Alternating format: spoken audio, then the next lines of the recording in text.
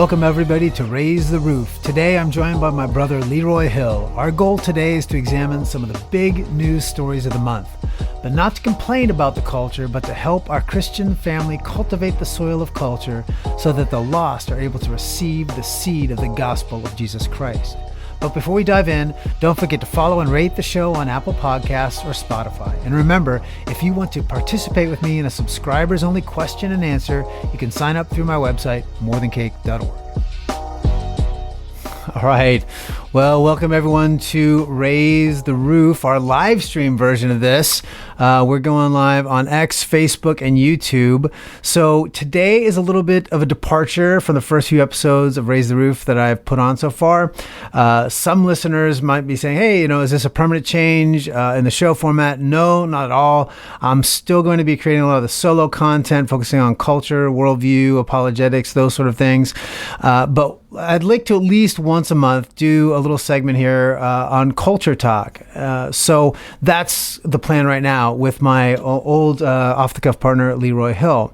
Now, others may wonder, is a live stream called Cultivating Culture? How does that fit with the Raise the Roof concept that I've unpacked over the last few episodes? So to that question, I'll point listeners to Mark chapter 4, 1 through 20, where Jesus tells the parable of the sower. And what I want to do is sort of by analogy, sort of take that parable by analogy, I guess, that culture is like the hard-packed soil. It allows the birds to eat the truth of God's seed or we're trying to plant, right? Culture can act like the rocky soil that allows the sun to beat down the truth of the gospel. The culture can be like the soil that's filled with the weeds and choke out the truth. So in all these cases, the sin-stained culture prevents the lost from receiving the truth of God's eternal word. But if we as believers do our job and till the soil, if we cultivate the culture or compost the culture, maybe depending on which analogy you might prefer or think is appropriate, then sometimes the culture is going to be on our side. Sometimes the culture can be a fertile soil ready to nurture the seed of the gospel of Jesus Christ so that the lost will be saved. So if we as Christians want to raise the roof on culture, we need to first discern the good soil from the bad. Then we need to cultivate the soil of culture through a robust biblical apologetic. Now, some may not be familiar with this concept. Paul Gould kind of summarizes this approach to what's called cultural apologetics like this. He says, cultural apologetics is defined as the work of establishing the Christian voice, conscience, and imagination within a culture so that Christianity is seen as true and satisfying. It is both a global and local component. As we shall see, this definition allows, even necessitates, the use of philosophy, science, and history, as well as the creation of a new cultural artifacts in making the case for Christianity. Cultural apologetics must demonstrate not only the truth of Christianity, but also its desirability. So as Leroy and I discuss these different stories from the culture, I want us to make sure we're doing more than complain about the culture. That's not the purpose here, just to sit and complain. Plenty of shows like that you can listen to on the radio. There's plenty of talking heads that are just, here's the culture, here's the bad thing. Oh, it's horrible. We're not doing that. At least that's the goal. We'll try not to do that. We're going to use these current events to show how the truth of Christianity offers a more desirable story, a story worth living. So with that, there's my brother Leroy Hill. Welcome to the show, man. It's been a while since we've sat down to do any of this sort of thing. We've, had 100+ shows in the past with our off the cuff that we used to do. And so maybe just tell folks a little bit about who you are and what your life is like. Well, who I am. I am Leroy Hill, and I am a married grandfather of 5. And with 2 daughters, and an adjunct professor at a seminary. And I just recently graduated with my Master of Theology, so I'm pretty excited about that. And we'll see what happens, going further education-wise. But I'm not a cultural critic as much as I am a cultural observer, if that makes sense. So, I think there's a lot that we can say and think about the culture and how we can fit in it in such a way that it is a blessing to people rather than a curse to them. Yeah, for sure. And so, yeah, Leroy and I used to work at the same place, same seminary years ago down in San Diego. That's how we kind of know each other. He was a student of mine at one point, and now he's gone well past that, finished his THM, which, by the way, congratulations, brother. I know a lot of hard work went into that thesis, and so you've done a good job. So there's a lot of good things coming with that, and I won't out you here on what all the exciting news. Are you allowed to say what exciting news is coming with your thesis, or no? Not Is yet. Not yet. Okay. Not yet. There's secrets. We'll tease people with some secrets. That's all right. All right. Well, okay. So here's what I want to do, because our humor is one of the things, a real deficit in Gould's definition there of all the things. Sometimes we need science and history. We always need humor. So that's a big part of cultural apologetics. Missed a big gaping hole in his whole idea there. So probably means the whole book is worthless because you missed that idea of humor. But we're not going to miss that. We're on it with that. So I've got interesting stories lined up for us. We're going to talk about Kristi Noem killing her dog, a bunch of other fun stuff. And so, but I have a challenge for you in a segment, Leroy, that I'm going to call Headlines from a Clown World. And so in this segment, it's a little contest for you.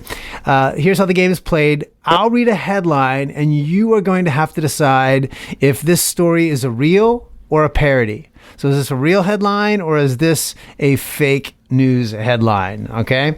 So here's our first headline. No context. I'm just giving you headlines, and then we'll have to unpack it if people want to know why it's real or fake.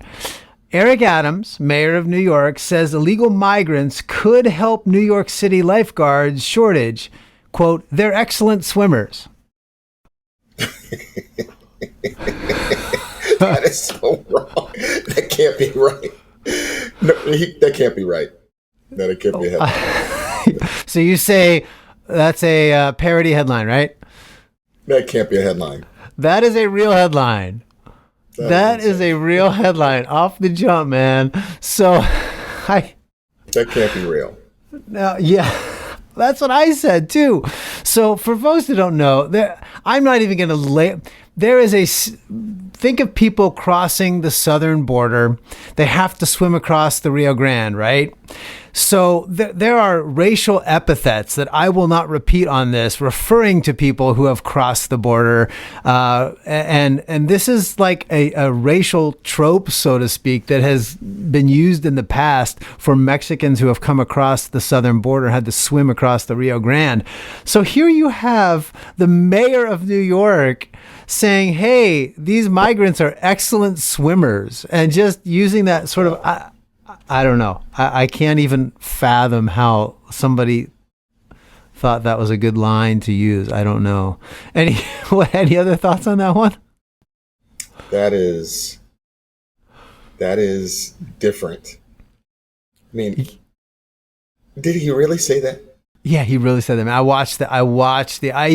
saw the headline, I said no, and then I watched the clip, man. I could have pulled the clip. I probably should have pulled it and just added it to our list, but this was just more of a fun headlines thing. All right, next one. We'll move on. So here's the headline. Biden finally draws larger crowd than Trump. That is a headline. You think that's legit?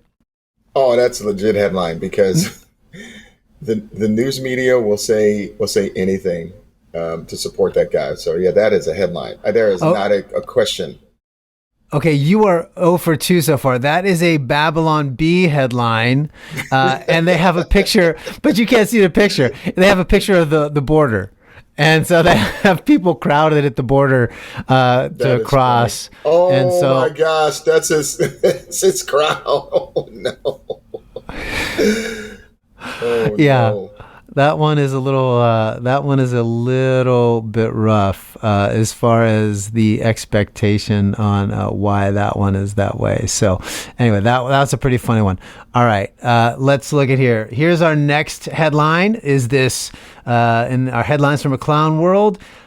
A man in Canada attacked a police officer with a block of cheese. The cop didn't require medical attention, and it's unclear what type of cheese was used in the assault. That's not a headline. That is not. I mean, that can't be a headline. That is a legitimate headline from a Canadian news source. And I found that one on X, posted out from this 105.9, the mountain or something like that is the news source on that. That is disturbing. I mean, that these are three legitimate headlines is mind blowing. Yeah. I actually really think most disturbing of all, I don't know what kind of cheese. How can you, what kind of reporting, this shows you how terrible. Now, this is a complaint. This isn't a cultivating culture moment. This is just an outright complaint about the deterioration of our news sources. How can you come up with this story and not find out what kind of cheese? Because that is pretty critical. Yeah, because if it's government cheese, man, that's going to be heavier and more threatening. Yeah, exactly. I mean, like a Swiss cheese, you're gonna have some air pockets there, like that. It's like a wiffle ball, right? It's not gonna do the kind of damage that, like or like a Gouda is maybe more soft cheese. But if it's like a sharp cheddar, you can put an eye out with that. So that's pretty critical. Or if it was like feta, it would be like pebbles, like throwing at it. Yeah, exactly. That's like the rock salt. That's like not gonna hurt anybody. Yeah. So this is really a critical piece missing in that legitimate news story. All right. Oh my. Last one. You are 0 for 3, Leroy. We're going to see if you can't pull up one for this. Here's our headline. Pelosi says 2016 election was hijacked during an Oxford Union debate with the guitarist from Mumford & Sons. I saw that. That is true. That is a true story. And they laughed at her too. Yeah. I got to tell you, that sounds like such a fake headline. I mean, a U.S. senator is debating at the University of Oxford a guitarist from a pop band, Mumford & Sons. It was I actually watched that discussion. It was a very interesting discussion. It is first that she actually went there thinking that she was going to debate and not be challenged. And second, that the guy really clowned her. I mean, he really made her the butt of the joke during the discussion. So that was very interesting. So I got one. I know I got one. That's good. Yeah. I'm 1 for 3. You got one. You're 1 for 4. So, okay, well, maybe next time you'll do better. You'll get into the flow. That's our headlines from a clown world, and that's going to be a segment we'll try to bring back again. So anyway, all right, now on to the exciting news of the day. So for folks not aware, Kristi Noem, Governor Montana, right? I said that right, Montana? And she was in the running as a VP candidate for Donald Trump. And she, of course, as everybody, when they run, they write a book, and it's a memoir. And so she puts out this memoir. And in this memoir, she tells this story how she had this dog who was, she rehomed the dog from this other place. It was for hunting. And the dog attacked some chickens. It was violent. It was aggressive. So she put the dog down. She shot the dog. And then later she shot a goat. And so she's putting out this story that she... this shows how she's tough-minded and can make the tough decisions, and she's not afraid to get her hands dirty doing the tough job. So this, of course, went terribly viral. There's a big clash of cultural expectations thinking on this for sure. Here's kind of one of her online, here she did a little defense. I think this was on Sean Hannity's show. Here's a little defense of that just for people to hear kind of from her directly. Well, Sean, you know how the fake news works. They leave out some or most of the facts of a story. They put the worst spin on it. And that's what's happened in this case. I hope people really do buy this book and they find out the truth of this story, because the truth of this story is that this was a working dog, and it was not a puppy. It was a dog that was extremely dangerous. It had come to us from a family who had found her way too aggressive. We were her second chance, and the day she was put down was a day that she massacred livestock that were part of our neighbors. She attacked me, and it was a hard decision. And the reason it's in the book is because this book is filled with tough, challenging decisions that I've had to make throughout my life. And I hope that people understand from this that what the point of this story is that most politicians, they will run from the truth. They will shy away and hide from making tough decisions. I don't do either of those. Virtually every state has a law in place that says that animals that attack and kill livestock can be put down in situations like this. But I'll tell you, Sean, to farmers and ranchers, they expect it. They know that once an animal like this starts killing just because they enjoy it, that is a very dangerous animal. I hope people do read the facts of the story and truly understand that I'm a mom.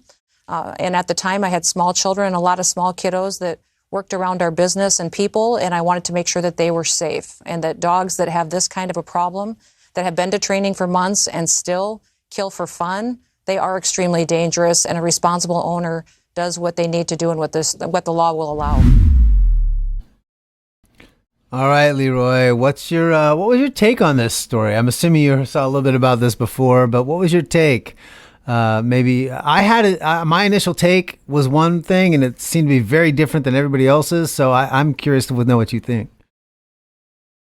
Who are her political consultants? How is killing a dog ever going to be?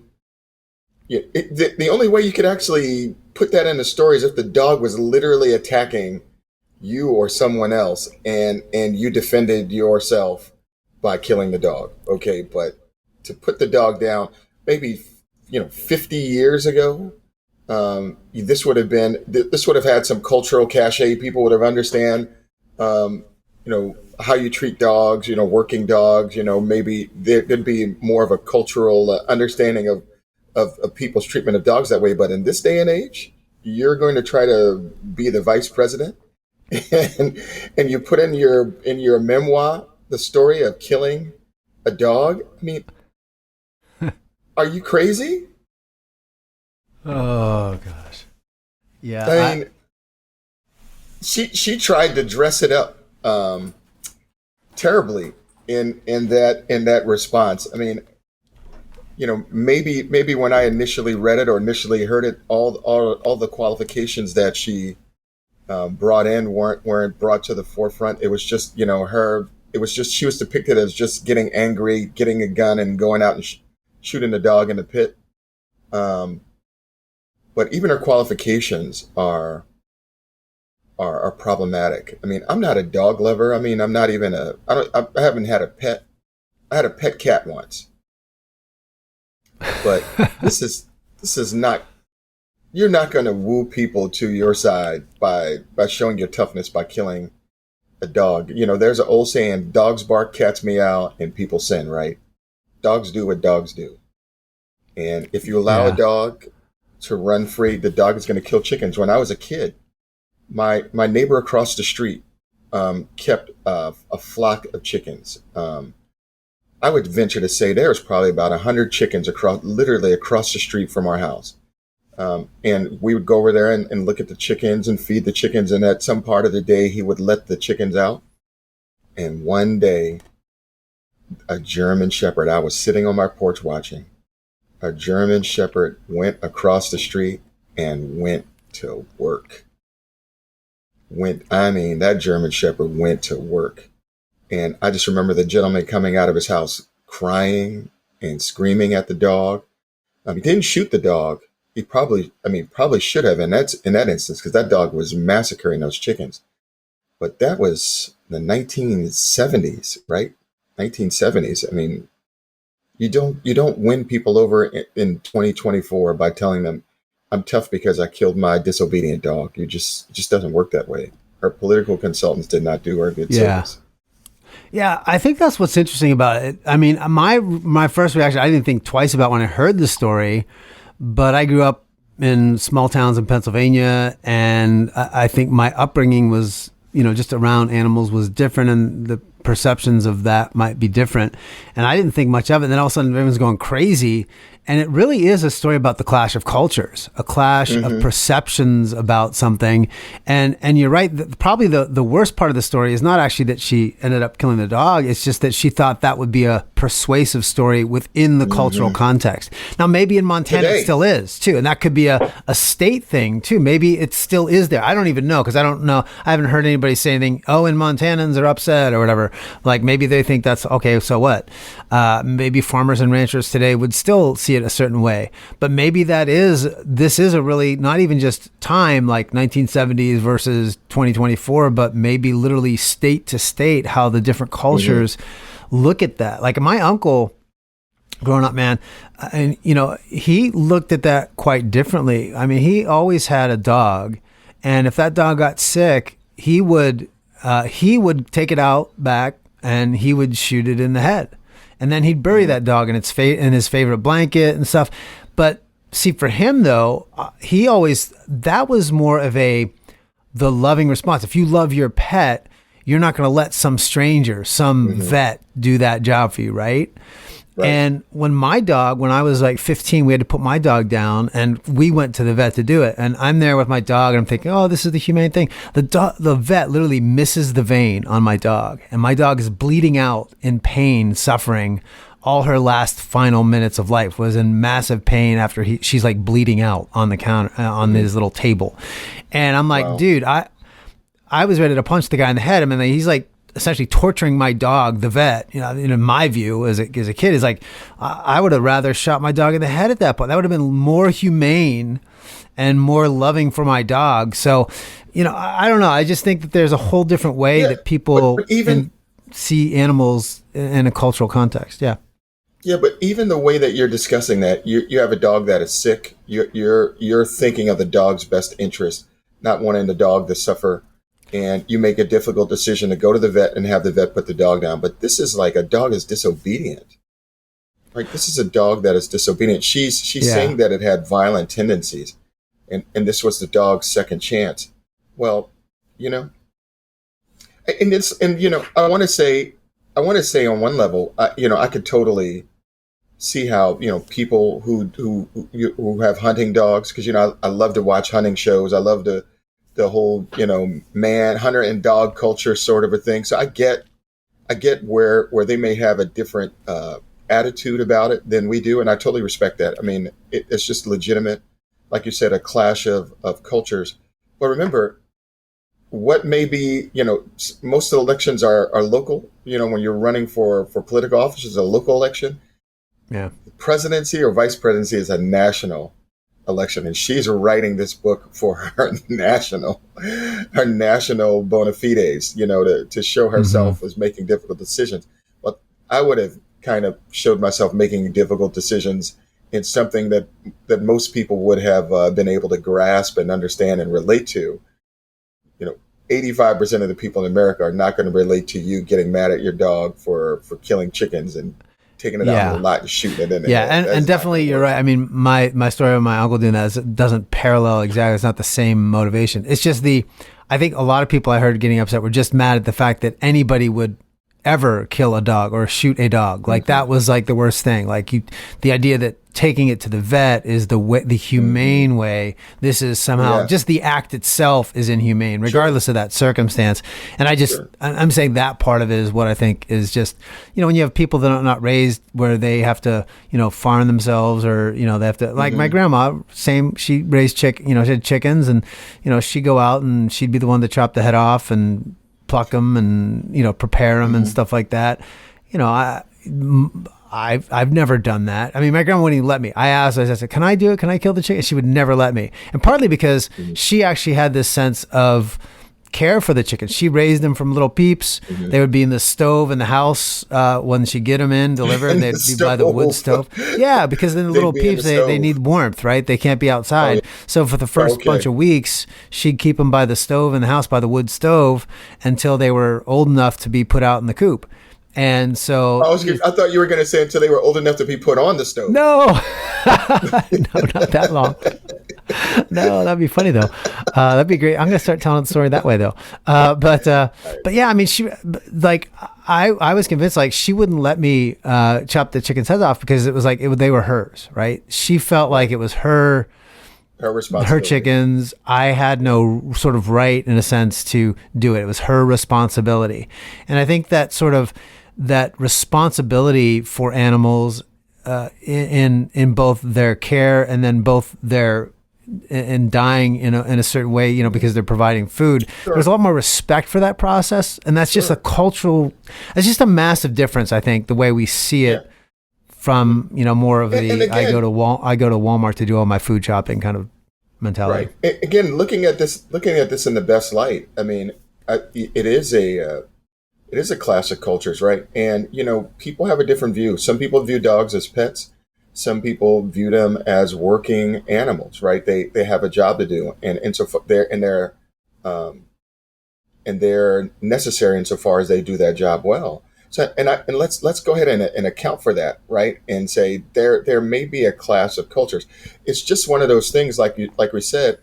Then say that to your local hunting, Yeah. group, or say that to your local community. That makes sense in that context. But if you're writing a book talking about you'd make a great president because you shot your dog in the head, I mean, Yeah. You have got to fun know with your that. audience. A good reminder to all Right. of us and where we're speaking. Of course, that doesn't always help either in an age of social media where, talking to our local audience can go Yeah. global. And we'll see Right. another In a story minute. later on with we'll look at the Harrison Butker thing. We'll see how that doesn't work out either in some sense. But what I wanted to look at next real quick is this AI, the idea that AI will correct the Bible. And so that's sort of this is an older story. This actually story goes back to May of 2023. There's a journalist, Pedro Pinto, interviewed Yuval Noah Harari.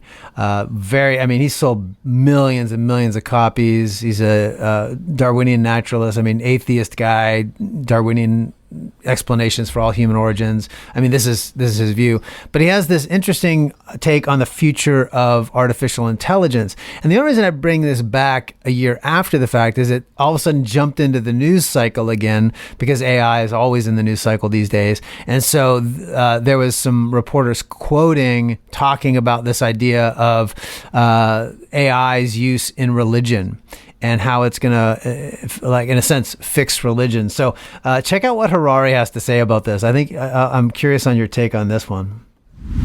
We need to rest sometime. AI never needs to rest.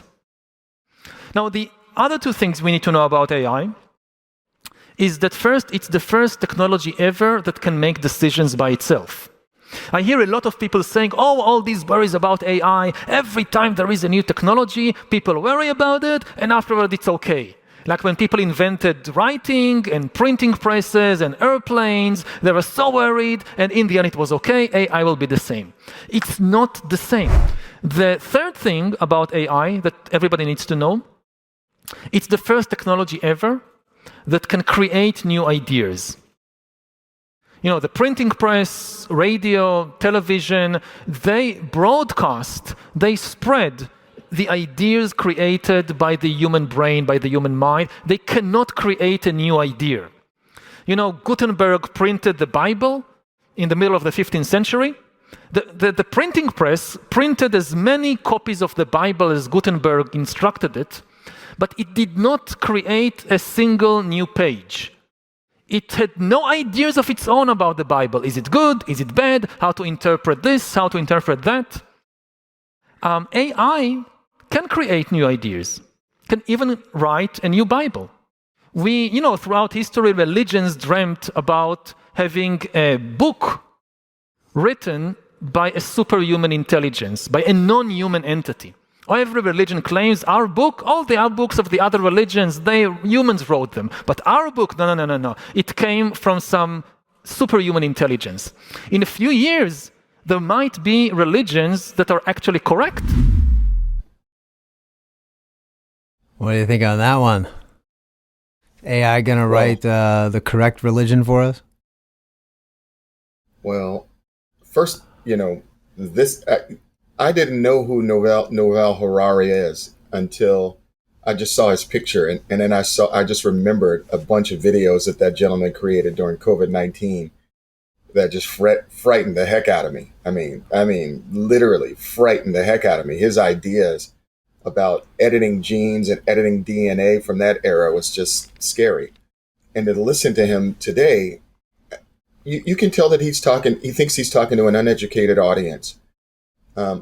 Any educated audience knows that artificial intelligence is artificial because there's a mind behind it. And that mind doesn't reflect, is not neutral. It is a mind mapped to the people who created the system, right? So whoever created the system, whatever group of people created the system, their ideas are what is reflected in the work that AI, or at least the ideas that fuel AI. I mean, so AI is not a neutral mind that is going to create anything. AI is reflective of the minds that created it and the ideas that created it. So it's not doing anything unique like the human mind does. So it can't create. I mean, could it create, a new religion or a new set of systems? I mean, I suppose, but I mean, it's just going to be the God of the religion that it created, right? And that God ultimately is going to have a human, is going to reflect the human mind rather than a divine one. So, I mean, what really is he saying? I mean, yeah. I think I think he definitely is distorting a bit what's actually happening with AI. It's not really making decisions on its own. First off, it's been programmed, and there's programming that tells it this is the way you respond to this. I mean, there's humans that have programmed it, so it's not really independent of its programming as he wants to sort of make us believe that it is. But second of all, I think it's just this whole idea that, all these religions have these false ideas. They're really inventions of man, that we think the gods told us something, but they're really fictions of humanity. That's his assumption going in. So what he really believes, though, is that because AI can be the culmination of all human wisdom, that once all that wisdom is gathered in one place, this AI will be able to process it. And his phrasing at the end is clear. AI will be able to make a correct Bible, a correct religion. In other words, humans will have perfect knowledge and perfect wisdom how to play out life, because it's very humanist. It's essentially a humanist manifesto is what he believes AI can give us. The humans will make a computer. This computer with human knowledge will create this infinite wisdom and be a god in that sense. So if the AI is writing it, then AI would be the God who gave us the perfect religion. And that's really kind of wild when you think that that's what he really believes. It's different. I mean, it is, we sit and we talk about these things, and we think about them, and our minds are blown that people actually believe, what he just espoused, or at least seem to be incapable of thinking things out to their logical conclusion, which is, if AI is reflective of human minds, right? It's reflective of the human minds that created it. And since it's reflective of the human minds that created it, it can't get outside of the human minds that create it. It can never get outside of that, that foundational piece. So whatever it's create, it's still ultimately, although it might be, and here's the cool part, although it is, as I would say about AI, it is able to crunch ideas without emotion, right? And it's able to see that the ins and outs and sometimes the fault lines that philosophers and thinkers, that prevent philosophers and thinkers from arriving at particular conclusions, right? Because it doesn't have those human emotions, but ultimately it's still reflective of a human, a set of human brains, that created it.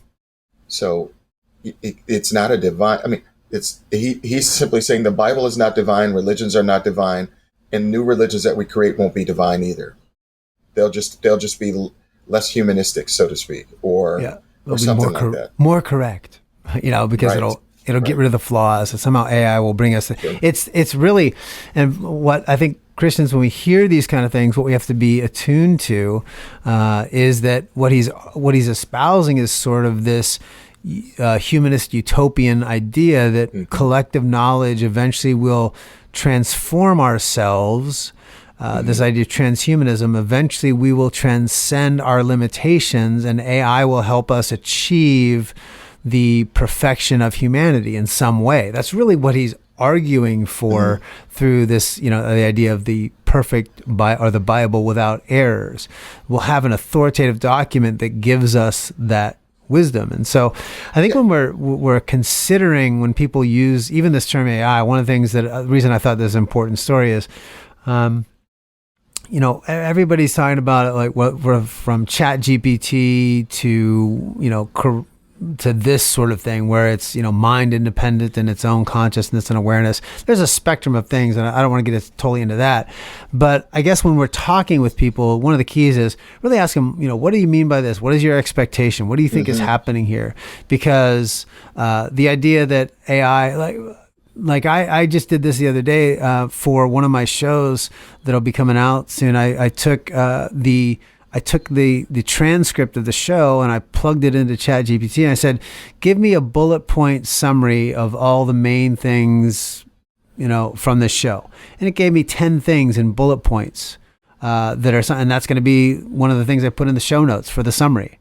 Right. So it's great for a lot of basic things and me having to outline something of a conversation. There's some phenomenal uses for AI. It's not bad. But what he's arguing here is not an argument against AI. It's against a worldview perception of AI and a belief that AI, in his case, will be God in a sense, will be the authority that gives us something perfect. Yeah. That's a whole different thing than like, hey, I used it to summarize my meeting minutes.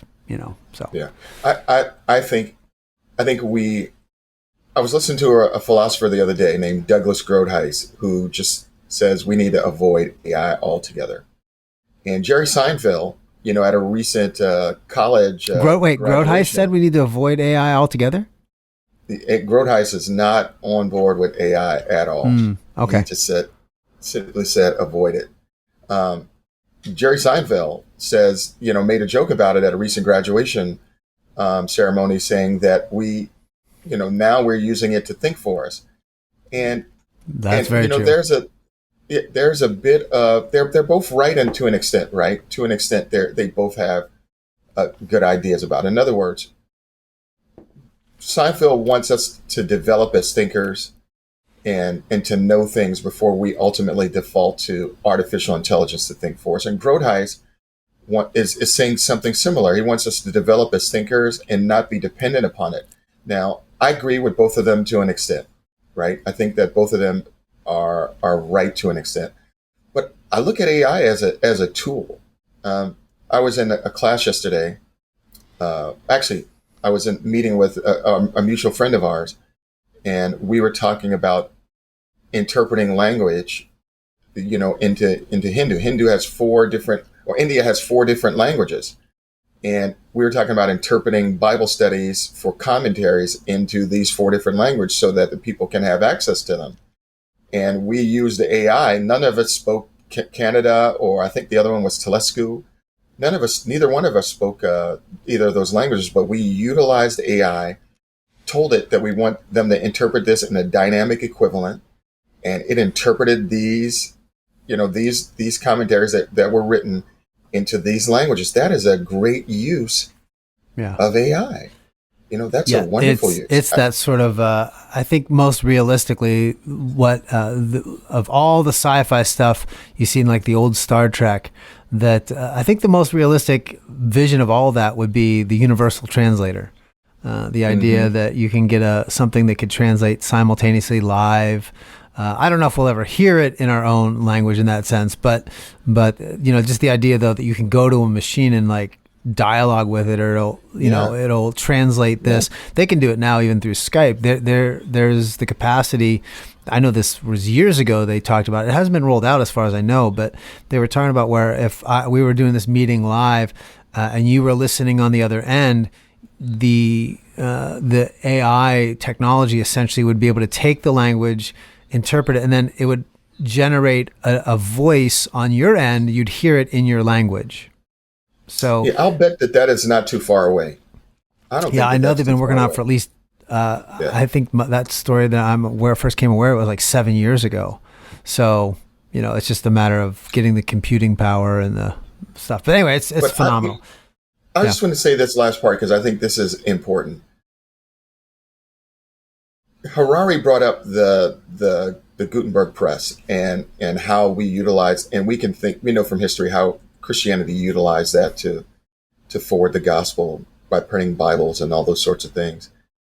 I think that we cannot be afraid of the right uses of technology, right? And we have to think through what those right uses are. Yeah.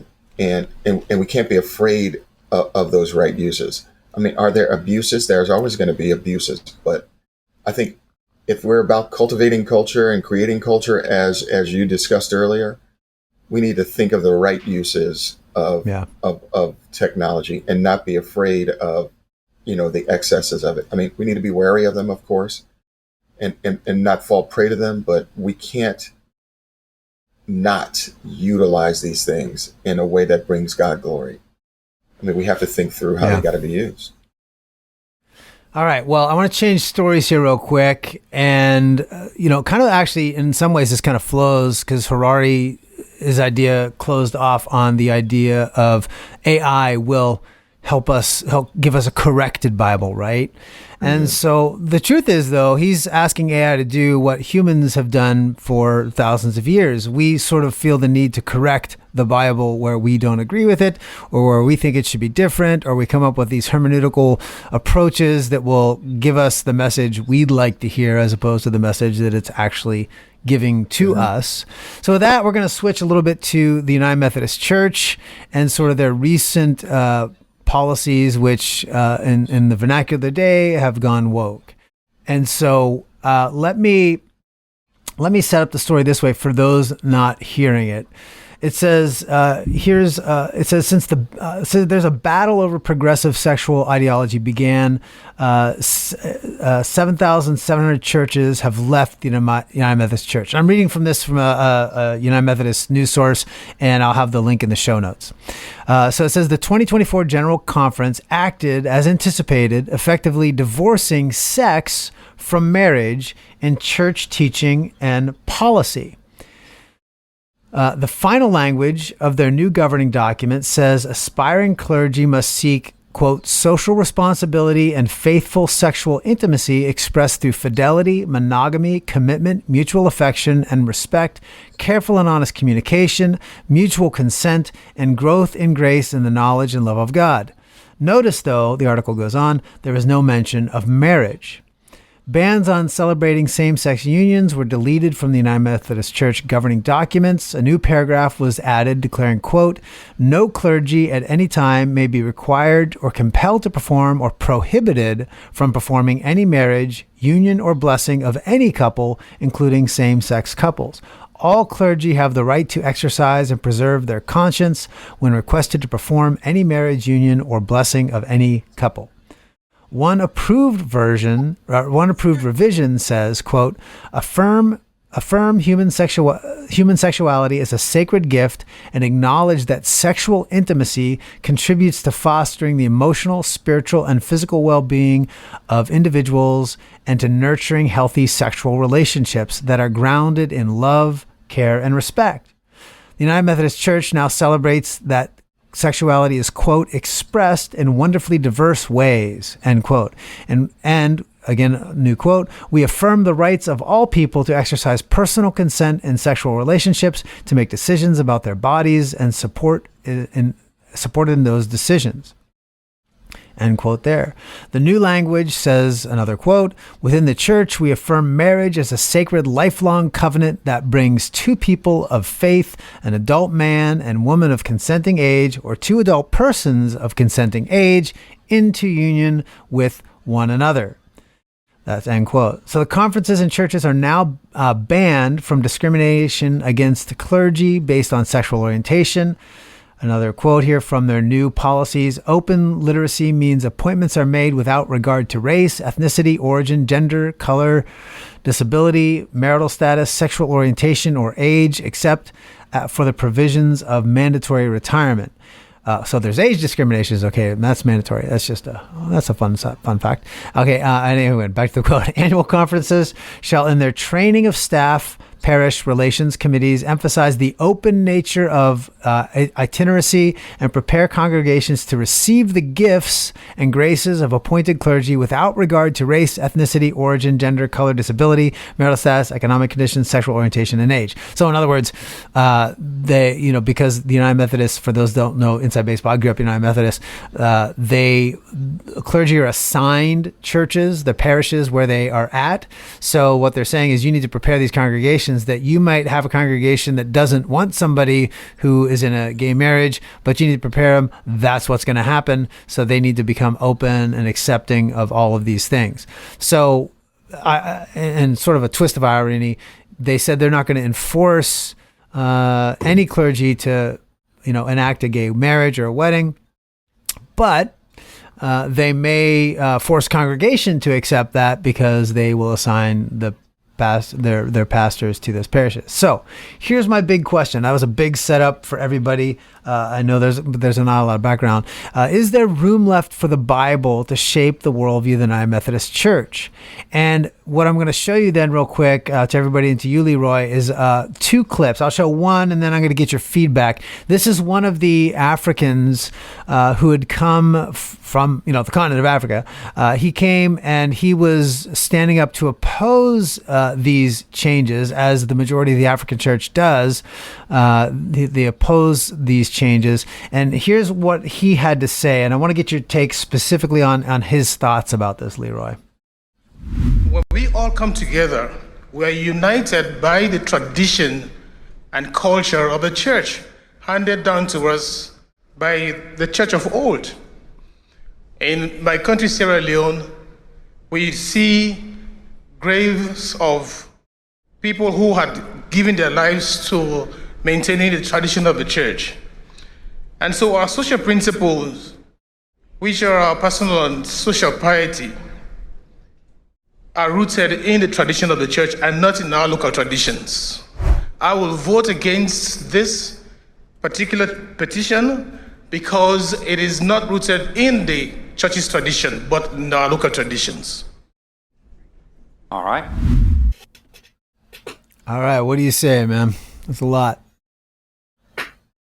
Well, I mean, it's mind-blowing that this is where we are. It is mind-blowing that this is where we are.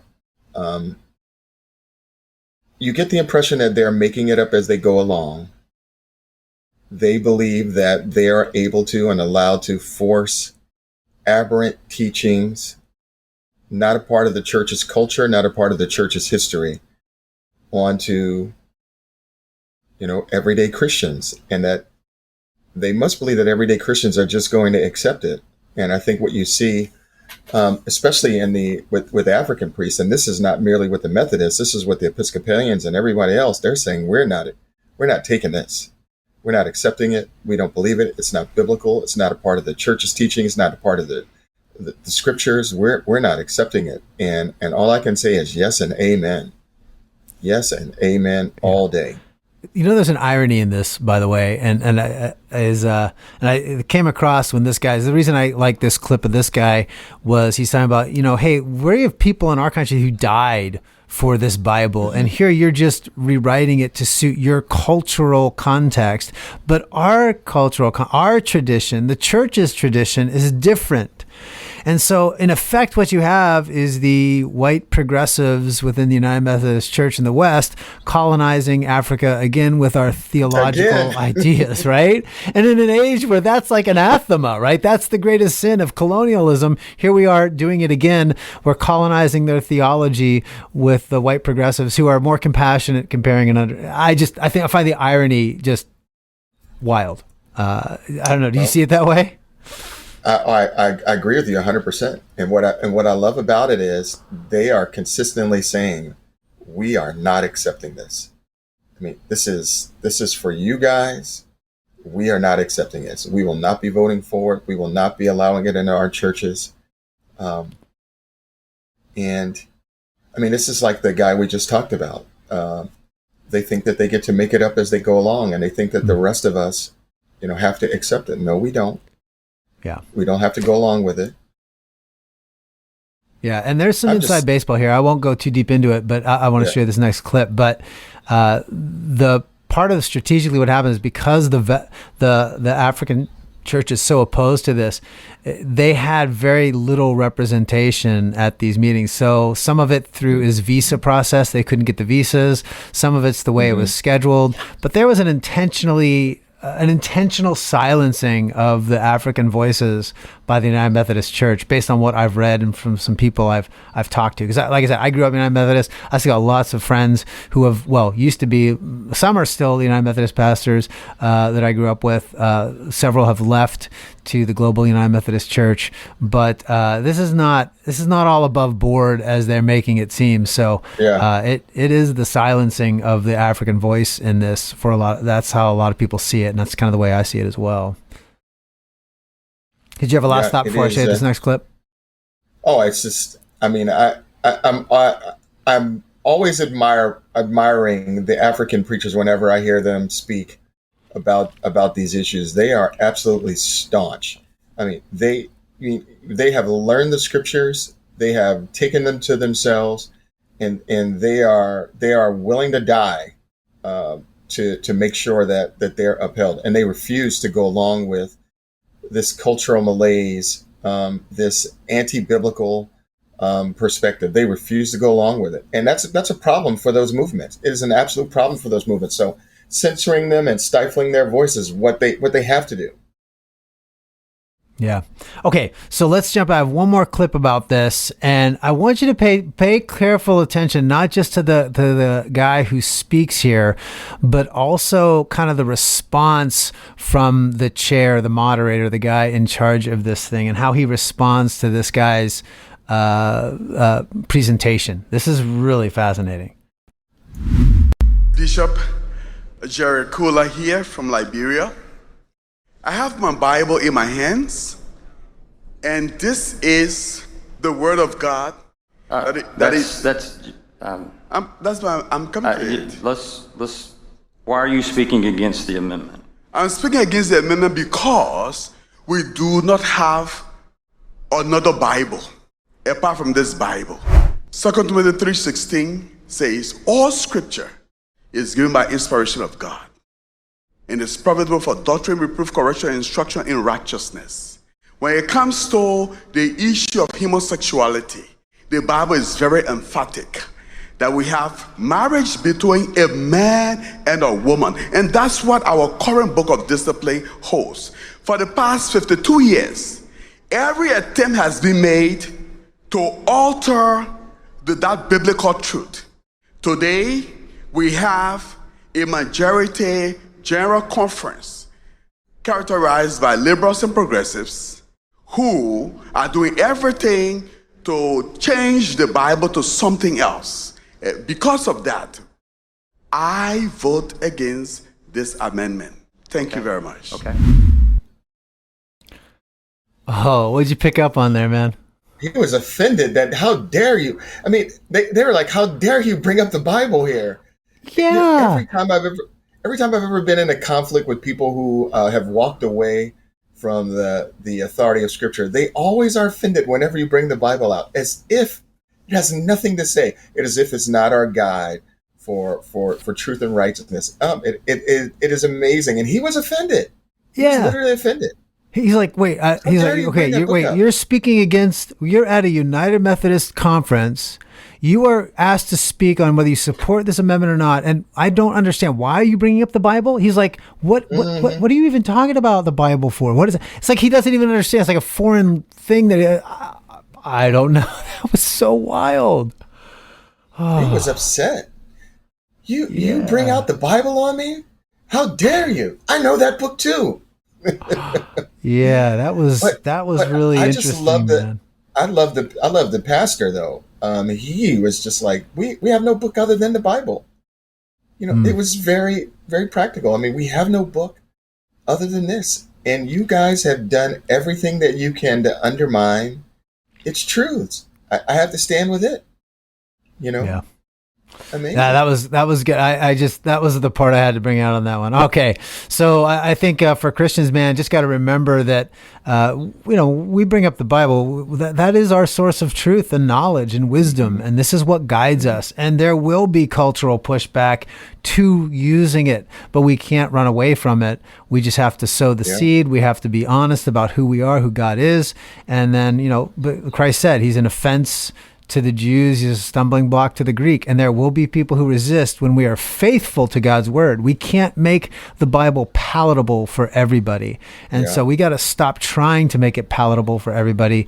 We just have to be faithful. And then the Holy Spirit is the one who will draw people to the truth of God's word. But, the minute we try to make the Bible relevant to the culture, we diminish the word. The goal is, I've always phrased it this way, is, our goal, even as Bible translators, as people who preach the word, we don't make the Bible relevant to the culture. We have to make the culture relevant to the Bible. And that means the people are the ones who have to change their perception. We don't have to change what the Bible says to make that happen. And that's a very different approach, right? So, all right. Let me jump into the Boy Scouts now. So we're going to stick with this idea of sexuality, but this is how it plays out within the cultural context, right? We see it within the church, but I think we see it within our social institutions of how the secularized worldview is beginning to take shape. So here's a news story on this. On May 7th, Boy Scouts of America today announced that it will rebrand to Scouting America, reflecting the organization's ongoing commitment to welcome every youth and family in America to experience the benefits of scouting. The change will go into effect on February 8th, 2025, the organization's 115th anniversary. The announcement also comes as the organization celebrates the 5th anniversary of welcoming girls into the Cub Scouting and Scouts BSA programs.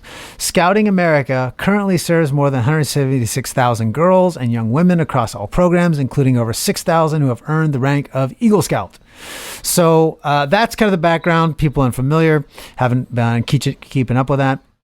But I have here for you, Leroy, a clip from Roger A. Crone, who's the president and CEO, and then also I kind of stitched together. You'll see the stitch here. Their communications director, Gordon Shattles, and they're talking about this change to Scouting America. So all boys and girls together can do as one big group. We no longer need separate boys and girls things. So here's what they have to say.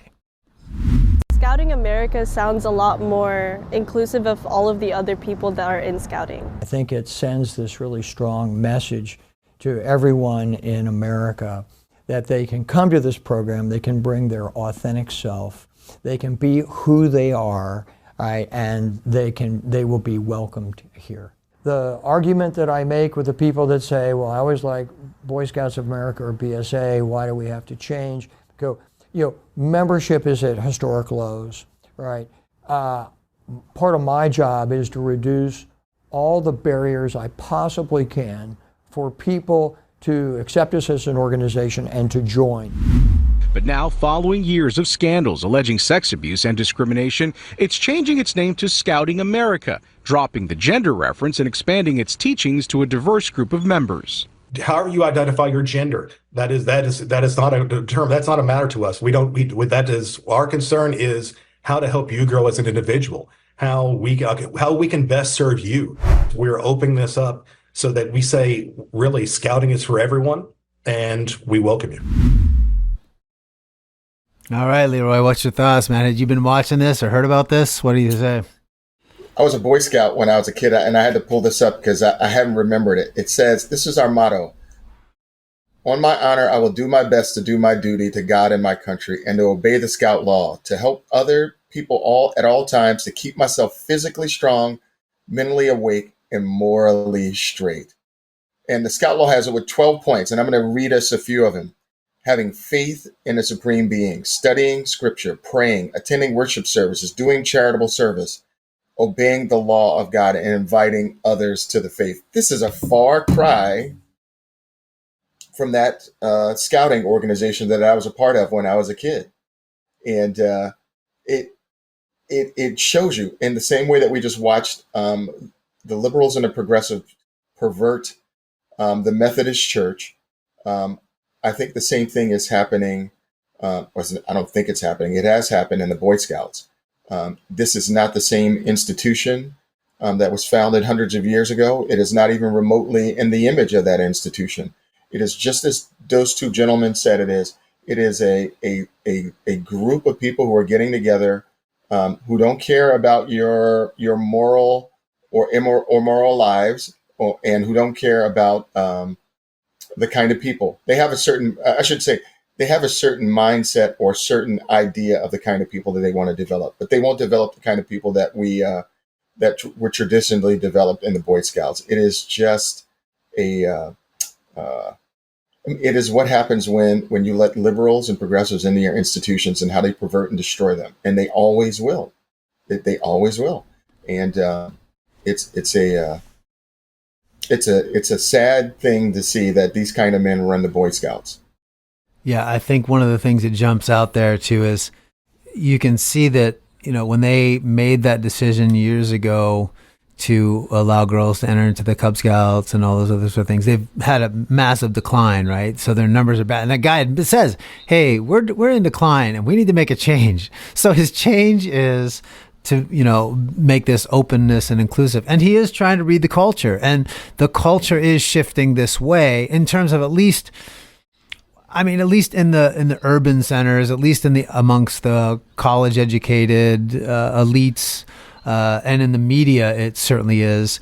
I don't know that this is actually where the culture as a whole has moved in the smaller communities and the regions. It's like the Kristi Noem thing, right? It's one of the reasons I thought that was interesting. It's you got to know your audience, and I'm not sure they know their audience. And just like she's a little tone deaf to what was really happening, I think these scouting guys are a little tone deaf to who their audience is, who's interested in this. And I think it's going to be the demise of scouting, Boy Scouts and Girl Scouts, because they're giving into this cultural concept that boys are girls, girls are boys. There's no distinction, there's no difference, and they don't even need their own separate spaces to do things and to accomplish things in life. And I think that's unfortunate.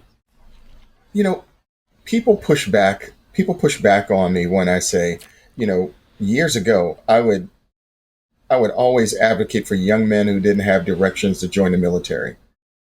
Join the military and do a job that you're going to, do when you get out of the military. You'll go there when you're 19. You'll get out when you're 23, 24 years old.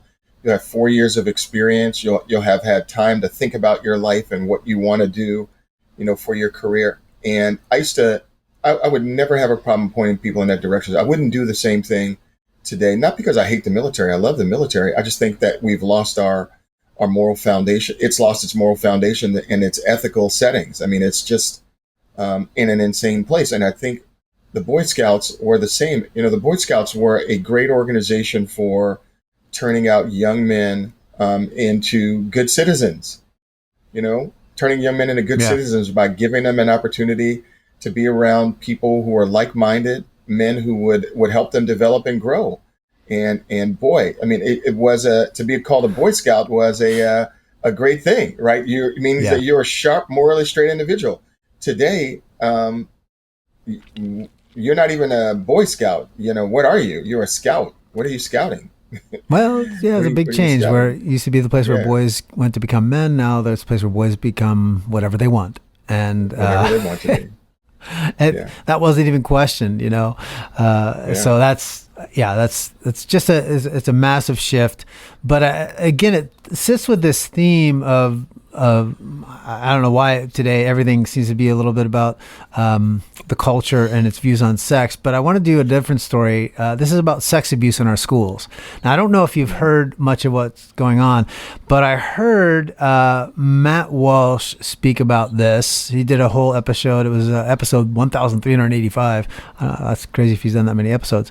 And he was setting up this situation where there's this report that came from the Department of Education years ago about sex abuse in our schools, and he was lamenting that not much has been done. I just want to read a little bit from what he has said, and then I'm going to play a little clip of this, but I want to get your response to this as well. Again, and for everyone listening on too, remembering our goal is just not to complain about bad stuff happening. We're trying to say, how can we use this story to sort of cultivate the culture? What can we take from this that could become an inroad to the gospel as we hear these things? And that's our main goal for these sort of things, not just complaining about the DOE and how they're handling this situation, although that's tragic and deserves playtime, but that's just not our goal here. Yeah, so Walsh says this. Go ahead. I was going to say, I think you have you're making a good point. Here's what I would suggest, just a positive upshoot of that. Men, gather the boys in your neighborhood with a couple of dads, go out camping, take them out, do shooting, take them out fishing, take them out do boy things. Yeah. Be a mentor to people in your neighborhood. Go coach sports. And in the goal of coaching sports, don't just be the guy who just wants to win. Be the guy who wants to shape, young men's character. Yeah. Go and get involved with kids' lives in your neighborhood. And the same thing for women. Do the same thing with young women in your neighborhood. Maybe, maybe you want to go shooting and go fishing, that sort of thing. Do that. But we in the church, we should get involved. It's like you said, you shouldn't just, howl at the moon, so to speak, and scream at all the negativity. We should try to get involved and do something about it, so that these ideas and these character traits are not lost. Yeah, exactly. Not just saying, hey, they're bad, but hey, what do we do as an alternative? This is a room. This creates space for the church to reach the non-Christian, the non-believer who says, hey, I don't want that for my kid, but what am I going to do? Well, hey, guess what? Your local church has, and there is an alternative. I can't remember the name of what they are right now, but do you remember what it is? Trail guides? Trail guides or something like that. People can internet will tell us what it is. All right.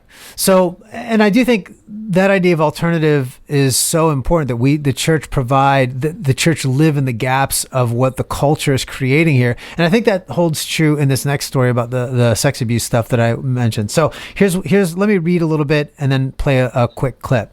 So Walsh says this: what we haven't received for 2 decades is a comprehensive update from the government on the number of children who are sexually abused in government schools. He's referring there again back to that thing I mentioned earlier, the government report. So he said, we have this 2 decades old report about sex abuse, but they haven't really updated us. And so he says, now it was all the way back in 2004 that the Department of Education released a report finding that between kindergarten and 12th grade, 9.6% of students nationwide were subjected to sexual misconduct by a school employee. That's 1 in 10 students, totaling more than 5 million child victims in the system at any given time. And that is the government itself telling us this. Teachers, coaches, and bus drivers were the most common offenders.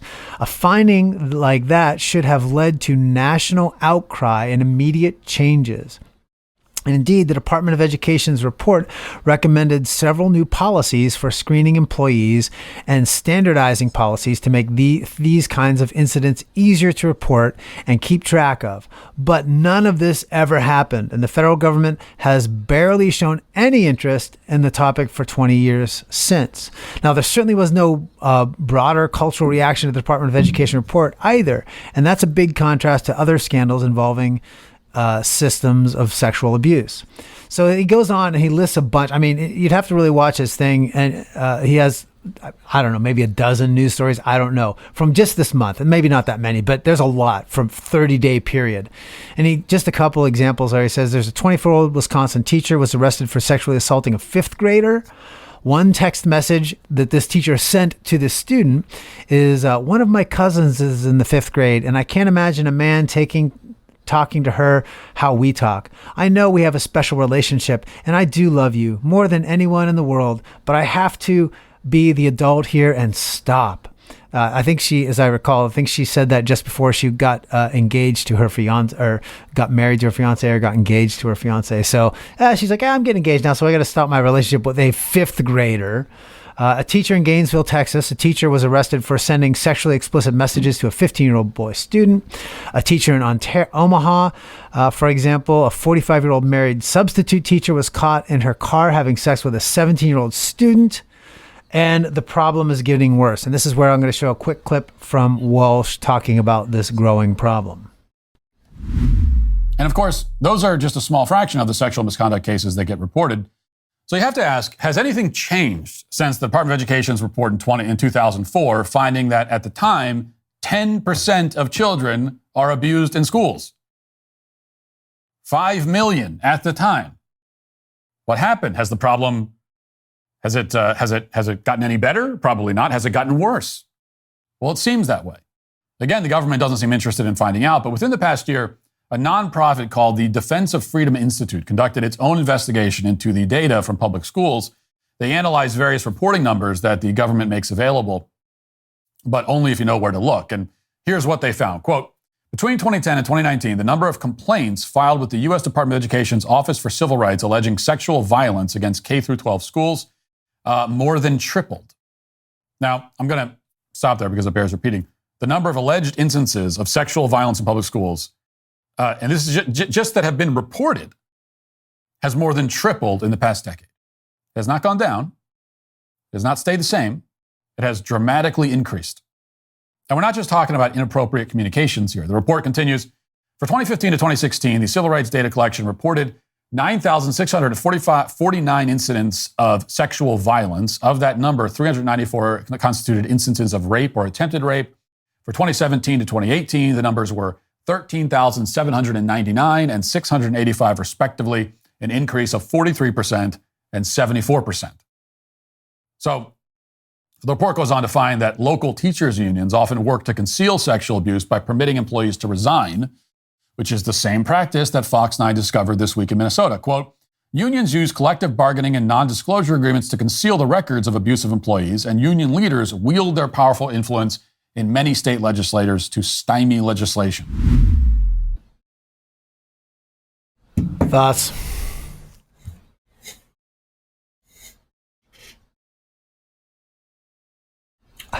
This is madness. This is madness. And why do you think there's so little response, though, to this, Leroy? What in the culture has led us to this point where, one, we have these increasing instances of teachers sexually abusing children, and that there's so little outcry? Not even that. You know, we got on the Roman Catholic Church years ago for moving priests from one parish to the other, and we just have teachers and teachers' unions literally more concerned about protecting the teachers and their job than they are about the students. So they'll move teachers from one place to another, or they put in practices that basically keep the public unaware. And even if the public is aware, it seems like there's little response. So what is it? What's happening in the culture that's taking us to this point? I don't know that it's something that is happening in the culture. I think there's something that has happened in the culture, and it is it has no more anchor point, no more moral foundation. Everything is right in everybody's eyes. I mean, it is the old proverbial, whenever you bring up this is wrong sort of a thing, the first thing that people will say, well, who are you to make a decision about that? Who are you to have something to say about that? And people don't seem to have a clear idea about right or wrong anymore. So, and the more these cases come up, it's like you said, 5 million cases across the country, or some crazy number like that. Can you imagine what would happen if people had to start looking at these issues for real? Can you imagine the hue and cry to change the Department of Education, to change collective bargaining across the country? The media wouldn't report it because they're beholden to the unions, right? And they're all part of the similar unions. They can't report on it. They can't, deal with it. And parents don't have enough time, or at least they don't think they have enough time to want to deal with it until their kid gets assaulted. It is a terrible state of degradation. It is a moral blight, and it reflects the fact that we've lost what it means to be human. We've lost what it means to be, or not to sound hysterical, we're losing what it means to be human and what it means to be moral people. And we're going to get more of this until people say no mas. Yeah. People say no more. Well, that's interesting you go with that, because I do think that's exactly what I was thinking, is that if we don't have a sense, if we can't define what it means to be a human, which a naturalistic worldview cannot provide a clear definition, then you can't say what is right and wrong, morally good or bad. It's all random, process of nature itself. And so these people are just fulfilling their urges. So we might have cultural traditions that say these actions are bad, but there's nothing actually says that they're bad. And we have this movement to rename, pedophilia to minor attracted persons. And and all of that goes to a view of what it is a child, what's an adult, what is a man, what is a woman. All of that is muddied and confused. And ironically, though, this goes to the next story, though. Apple had released a commercial for their new iPad. It's sort of the commercial that apparently killed humanity. There was great outcry about this iPad commercial, right? We're not incensed about the children being abused in the schools, but we are incensed at this Apple commercial because it destroys the humanness of art and creativity, right? So everyone got upset. So now I got to admit, my first response was, I was like, whatever. It's just they're saying, hey, all this cool stuff is available in one little slim thing. But there was outrage on this about how horrible and tone deaf and terrible this is, about technology replacing humanity. What was your take on that whole thing? Everything that we value can be, done by some other thing. There is no human ingenuity, no human creativity. Man is being replaced. And, here's what I would say, and keeping in the spirit of what we want this discussion to be about. We can't stop the progress of technology. Can't stop it. Shouldn't get in the way of it. But we can preserve all those things that thing was crushing, right? We can preserve art. We can preserve creativity and human ingenuity. And we in the church should be the best at doing it, because we have good reason to do it. We know that God created everything, and we've been created in His image. And when we do great works of art and great things, we do it because we're made in His image, and we glorify Him when we do it. And as crazy as that is, the minds that went into creating it, who thought that you could just, crush everything that man has created, his works, his cultural artifacts, into a machine. No, we're still here, and we're going to say, no, that doesn't work for us. And we're going to build communities, and we should build communities that preserve all these things, right? And do them well. And you know what? To the extent that we do, people will come to see. People will come to look at. People will come because they want to be a part of it. And it is. I'm so glad you went that direction with it, by the way, Leroy, because that tells the church, look, iPad can do all these great things. Again, I didn't have the initial outrage. After I listened to everyone, I was like, okay, I see what it is, especially the lyrics, all I need is you. And it's talking about the only thing we need is technology to be creative, to do everything. But Christianity is about community. It is about gathering humans together and doing stuff. And I get there's a urge that we have sometimes to integrate technology into our worship services. We've gone away from the hand hymnals to projecting lyrics and all those other sort of things that we do. But there's in those ancient ways of doing stuff where we had more communal aspect of singing. I get it. We're more band focused now than we are congregation focus now. But there might be things that we need to do to push back, not by complaining about the culture, but by providing space where we can gather and be human together, that we can experience God, that we can celebrate who God has made us to be in unique ways, featuring art, not just the speaking through the sermon, but through art and music and creativity, hosting events that gather and celebrate the divine, what he's given us in this capacity to create. So dance. Yeah, I mean, I think there's so many ways that we can offer what is truly a sacred alternative to this kind of thing, other than just complaining about it or trying to even stop it, which we can't do. But we can provide people a place like, say, man, I go there and I can be myself. I can be human. I can be somebody who feels fulfilled in the uniquenesses that God has given me. Man, if we can create places like that to worship God, people, even if they don't want to worship God, say, I don't know what it is they have, but I want that thing. I want that. That's exactly right. I was telling my class last night, I don't mind when our churches bring in, the guest speaker, the skilled guest speaker, but you know what I'd appreciate more? That if we develop people in our churches who could teach and who could bring messages and who could grow with us, that if we did that within our own midst. I mean, I love Navy SEALs and I love all the heroes that we have, but we got, the mom and dad down the street, who are heroes in their own right, that if we as a church would utilize them and develop people, man, what would that do? What would that be like? What would it be like if we had, communities where we put on, the kind of art and the kind of shows that edify the spirit, that ask and answer deep questions and edify us.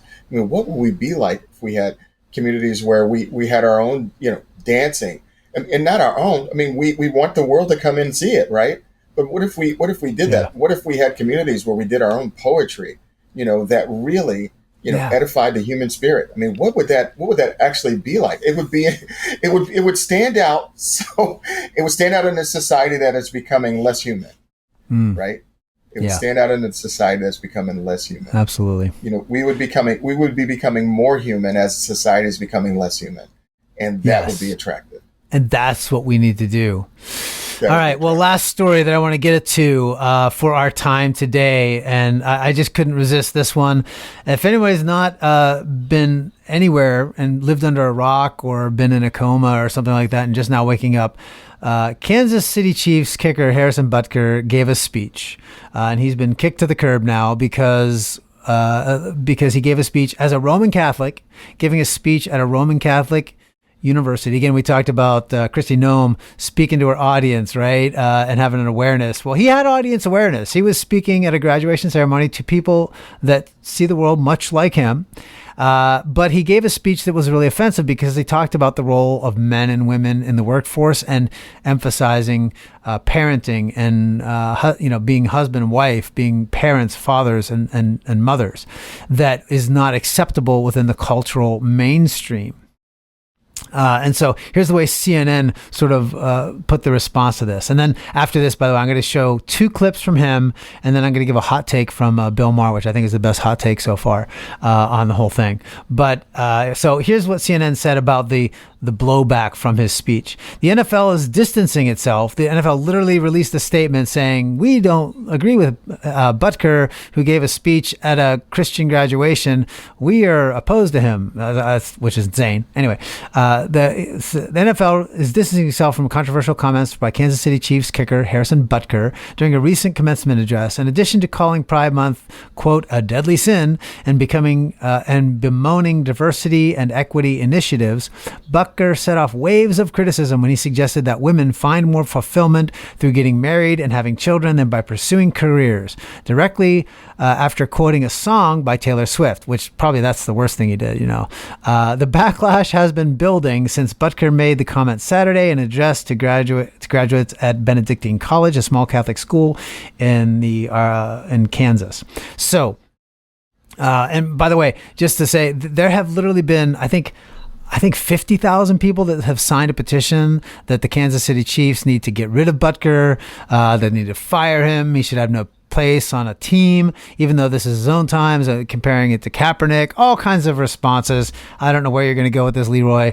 But first, I want to show one clip that hasn't gotten any play. And this is his clip talking about fatherhood. So let's start with this one.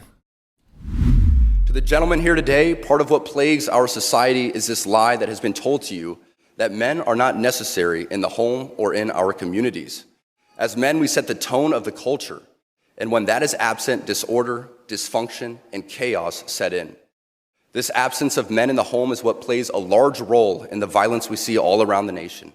Other countries do not have nearly the same absentee father rates as we find here in the US, and a correlation could be made in their drastically lower violence rates as well. Be unapologetic in your masculinity, fighting against the cultural emasculation of men. Do hard things. Never settle for what is easy. You might have a talent that you don't necessarily enjoy, but if it glorifies God, maybe you should lean into that over something that you might think suits you better. I speak from experience as an introvert who now finds myself as an amateur public speaker and an entrepreneur, something I never thought I'd be when I received my industrial engineering degree. The road ahead is bright. Things are changing, society is shifting, and people, young and old, are embracing tradition. Not only has it been my vocation that has helped me and those closest to me, but not surprising to many of you, should be my outspoken embrace of the traditional Latin Mass. I've been very vocal in my love and devotion to the TLM and its necessity for our lives. But what I think gets misunderstood is that people who attend the TLM do so out of pride or preference. I can speak to my own experience, but for most people I have come across within these communities, this simply is not true. I do not attend the TLM because I think I am better than others, or for the smells and bells, or even for the love of Latin. I attend the TLM because I believe, just as the God of the Old Testament was pretty particular in how he wanted to be worshiped, the same holds true for us today. It is through the TLM that I encountered order and began to pursue it in my own life. Okay, so there he speaks about men and he ties it to his Roman Catholic faith. What are your takes there? The NFL employs killers, drunk drivers, people who kill people at the scene of crashes, all sorts of debauched behavior. Wife beaters. I mean, all those things. Yet the NFL released a statement saying that this guy was hate-filled and extreme. He's hate-filled and extreme, though. He's the crazy one. He's the one who says something that everybody believed 10 minutes ago out loud. And he's the crazy one and the extreme one. Yeah, it's kind of like when Obama, remember when Obama, his view on marriage was one man, one woman when he campaigned. And then literally 1 week, he's like, no, I support gay marriage. And literally everybody had that view like 5 minutes earlier. But now that view was the definition of hate. So, but he wasn't a hater 5 minutes earlier. Just anybody who doesn't agree now, it's like the same kind of thing. It's like that sort of shift seems to take place. We just decide, oh, okay, now that's bad. But I wanted to point out, like, part of what jumps out to me on this too is that what he's saying is for the men, you have an obligation as fathers that you are not, to be manly men, so to speak, but as fathers, and to act as men. That's the thing. That's the challenge he's addressing that he sees as most important to men, right? He doesn't give he doesn't say the same thing to men and women, but he's also feeling like there's a different cultural push against being a man, or a cultural push against being a woman that he wanted to address. So I just, for me, just seeing that he's addressing men and fatherhood first, because he does see that there's things that are keeping us from fulfilling our ultimate purpose as men, right? And that's an important precedent or front end to this. Anything on the manhood thing before we do the motherhood first thing? Of all, let me just say on the manhood thing, I love the Superfly gown, graduation gown that he's wearing. It is like excellent. Just take a look at that thing. That thing is super. He's talking about the traditional role of men in society, and his exhortation to men to not be afraid to be a man, and play the man, and make the sacrifices that men make, is refreshing, and needs to be trumpeted. Because there are new ideas, or I should say old ideas, being repackaged as new as what makes a man. There's a recent discussion, boy, one of these days we need to talk about the new alpha male, sigma male discussion that they're having. That is so less than manly. But what he's saying is, man, love your kids. And you know what? One of the things that I remember growing up and growing up in Pennsylvania the same way that you did, is there was always a good man who had his own boys in the neighborhood who would take other boys who didn't have dads with them to do things.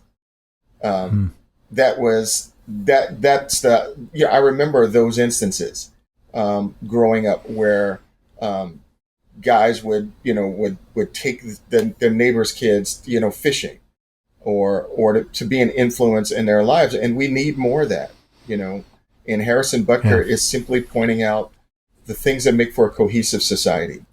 Yeah. The things where we all care for each other and we step up and help each other out in our lives. And I think that's what he's calling us to. And people who complain about that, they have a warped and distorted view of what it means to be, a man or father in society, I think. Yeah, absolutely. And I think he didn't do as much on fatherhood as manhood for men. I mean, in part, we got to remember his context, right? Here's Harrison Butker, and he, after all, is a kicker on a football team, which, so he struggled with manhood all these years. Just little football humor there. Yeah, he's a kicker. So, of course, he's going to have... He's got to struggle with that. So anyway, that's just a little football humor. Anyway, so now he gets to women and the women in the audience and potential of wife and motherhood. And of course, this is misogynistic, hate-filled, hates women. I've read some crazy things that are interpretations of this. And I've asked several people on X and some other platforms, hey, where did he say? Can you give me the quote from the speech where he said that? Crickets, nothing, right? It's just the mischaracterizations are insane. But even then, I want to deal with the substance of what he says and see if we, as Christians, would also align with everything he says, or if there's differences we might even offer. So let's check out that clip. For the ladies present today, congratulations on an amazing accomplishment.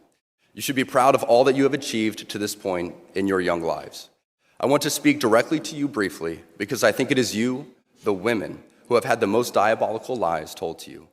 How many of you are sitting here now, about to cross this stage, and are thinking about all the promotions and titles you are going to get in your career? Some of you may go on to lead successful careers in the world, but I would venture to guess that the majority of you are most excited about your marriage and the children you will bring into this world. I can tell you that my beautiful wife, Isabel, would be the first to say that her life truly started when she began living her vocation as a wife and as a mother. I'm on this stage today and able to be the man I am because I have a wife who leans into her vocation. I'm beyond blessed with the many talents God has given me, but it cannot be overstated that all of my success is made possible because a girl I met in band class back in middle school would convert to the faith, become my wife, and embrace one of the most important titles of all, homemaker.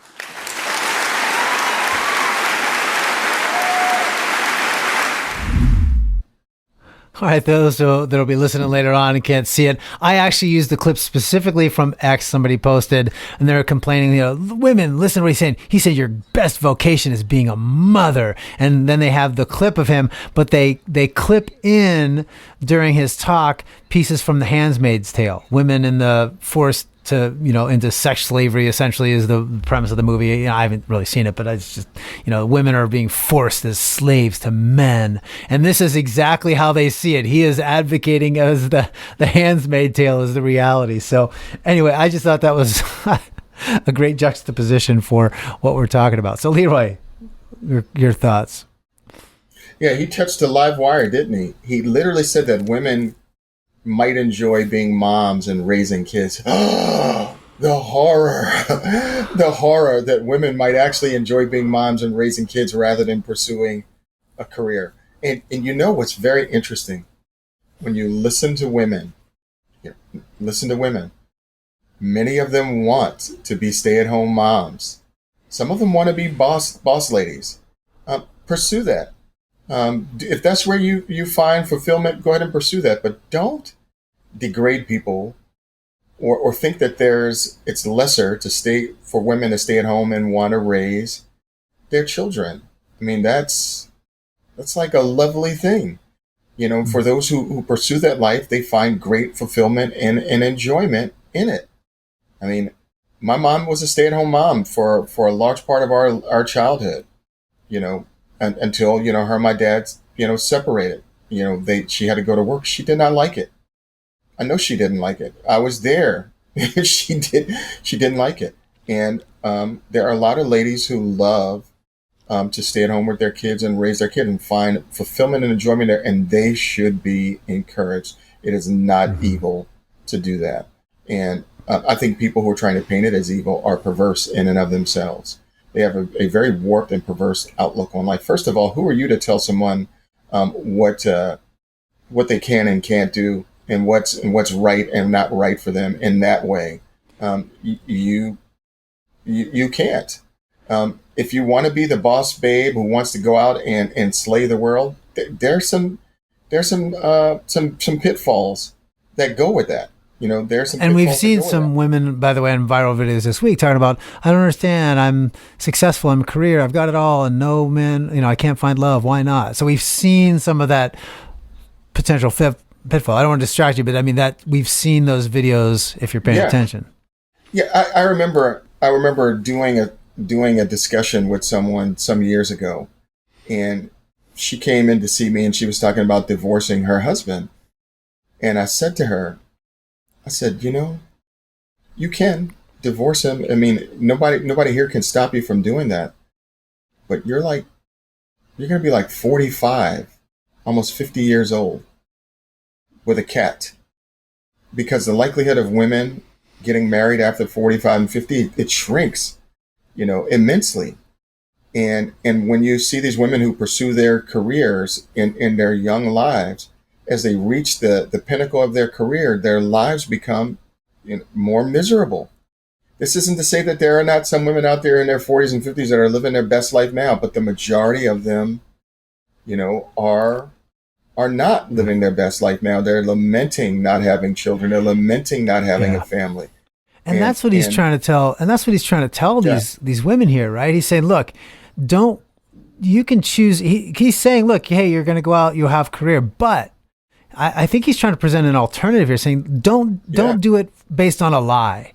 If you have this passion, if you have this desire to be a wife and a mom, then do that, because that is the greatest vocation you will ever have. And I know people, that's what they get up. Oh, you call it vocation. He's using the language of the day to try to express something that I think is important. Now, here's where I distance myself a little bit from Roman Catholic theology. There's a sense that which salvation and those things are tied to being a mother. And so it's in the ceremonies. I've heard some Roman Catholics talk about when they do their wedding ceremonies, there are some specific language in there about you're committing, you will have kids and you will do this. So they do have a certain theology of that I wouldn't go so far to take. Augustine had some views of sex and marriage that obviously influenced the Roman Catholic Church that I think go too far in terms of the necessity for marriage and kids. That anyway, I think it's reflected in his ideas. But largely, all I hear him saying is, look, you graduate, congratulations. But the greatest thing, the most fulfilling you can do in life is to be a parent. That's nothing to. I think he would say that's true for him as a father, as a dad too. Right. That's true for me. I mean, as much whatever I accomplish, it doesn't matter. When I'm dead someday, the people, my bosses won't come to my funeral because they care. They'll just hire somebody else and replace me. But who will be there? My wife, if I outlive her, or my children, God willing, they will outlive me, because I don't want to see the death of my children. But those are the things that are the most satisfying, the legacy we create through the humans that we pass on, the life that we give other humans, and the life that we pass on to others. That's our greatest legacy as every human. That's more important than making millions or billions. That's more important than becoming a CEO or anything for anybody. That's all he's saying. And the fact that we can't hear it as anything but he's promoting oppression of women just shows you how tragically far the culture has shifted in our inability to listen and then also process complex ideas, because we're blinded by just our own a priori assumptions of life and reality. It's really, in some ways, discouraging, but as Christians, we've got to find ways that we can break through those blinders. Yeah. And and not so much listen to the cacophony of voices that are screeching, about what a woman should or shouldn't do, and what is misogynistic and what isn't. No, we shouldn't listen to those voices. If a young woman feels the urge to have a family and raise a family, that is a wonderful thing. God bless you. Go ahead and do it. And if a young woman, has a desire to go out and conquer the world in her career, God bless you. Go out and do it. But just know that, that both of those decisions have, consequences, both good and bad, and be able to wrestle with it. But don't laud the one over the other, don't laud the one over the other. I mean, and, those women who go out and have children, and they raise their kids and they have grandkids, man, that's a wonderful thing when a mom and a grandmom gets to hold her grandkids, right? That is a wonderful thing. Yeah. That can't be duplicated by, by all the degrees and all the money that you have in your bank account. It just can't be duplicated by that. And I think that's the thing, that's a legacy. Our job, and is what you're saying is, we don't have to say your way of doing it is bad. What we have to keep focusing on is, let me just show you the positive vision for doing it a certain way, to putting God at the center of any of those choices. If you choose to do careers, that's fine, but where is God at the center of that? Are you willing to live with the consequences, and are you aware of the consequences of that decision? But presenting this in a positive way for folks about seeing their future as a service to God, I think that's what eventually will attract those who are lost, instead of all the vitriol going back and forth. And Butker didn't say your way is evil. All he said is, I think there's another way, and if you have a desire for that way, you will find satisfaction. And I do think he presented it in a very positive thing. He wasn't, he was pointing out that they've been sold a bill of goods, a lie that the only satisfaction or the greatest comes from career, but that's just not true. The greatest title is husband, wife, mother, father. Those are the greatest titles we could ever learn in life. All right, last thing, real quick clip here. Best hot take. I had to do this just because Bill Maher is Bill Maher, and he has a unique perspective as a non-Christian on all of these things. So I don't know if you've heard this, but I want to get your response to this one. I find it very ironic that he's saying, you know what, in my world, we like the women to stay at home and just have babies. And the college kids and the young people find this absolutely abhorrent. But they're demonstrating for Hamas, who make that a law. It's not just an opinion in Hamas that you stay home and have the babies. We will enforce you for doing that. Okay, I just wanted to make that point. All right. I don't know. The irony of our days, right? It's true. It's true. It is totally true. The irony cannot be missed. It is totally true. Hamas will make you stay home, make you wear a bag over your head and your whole body, will not allow you to be educated, will not allow you to think for yourself. Let's vote for those people. Let's support those people. Those people are good, true, and right. Those are the kind of people that we need to support. But this guy who says, you know what, if you want to pursue a career, go ahead and do that. And if you want to have kids, man, that is a wonderful thing too. That guy is wrong. He's evil. He's an extremist. Yeah. Come on. Yeah, literally the juxtaposition of the women in the handmade uniforms in that video clip. He literally saying we're forcing women to wear the burqa and the face thing and all that stuff.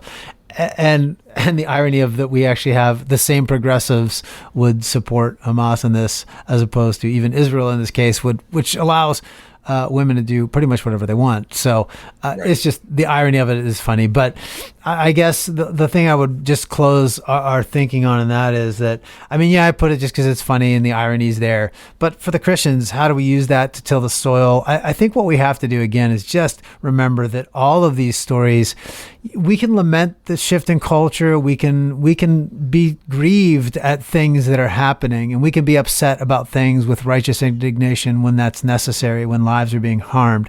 But in all these stories, we've got to find ways to till this soil, to make it fertile, so that people are open to hearing the gospel of Jesus Christ and find some way to do that.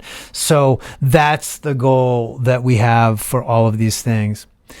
Thank you, brother, for coming and doing this. We'll set a time for next month, and again, we'll do this on X and on YouTube and on Facebook, and hopefully you'll kind of keep an eye, subscribe on those places to find out. And of course, the podcast for Raise the Roof, if this will go up in the audio, I believe I'm going to get that up Monday.